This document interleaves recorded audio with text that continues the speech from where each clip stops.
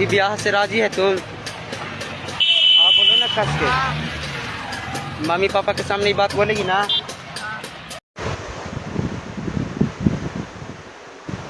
तोरा कौन लड़को नहीं है? अपन मर्जी से लिया। अगर कोई हमें कुछ बोलते तो? ना बोलते कुछ। अगर बाई चांस बोलते तो? ना बोलते। हम ये ना आते हो मम्मी पापा था? ना जब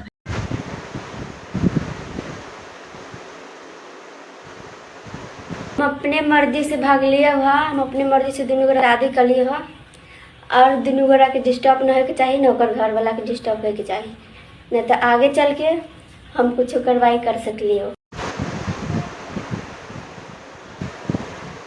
हम अपना मन से भागे हैं और हम अपना मर्जी से शादी किए हैं। अगर मेरे पति को कुछ हो गया तो इसके जिम्मेदार मेरे माँ पापा होंगे और इसका अंजाम बहुत बुरा होगा।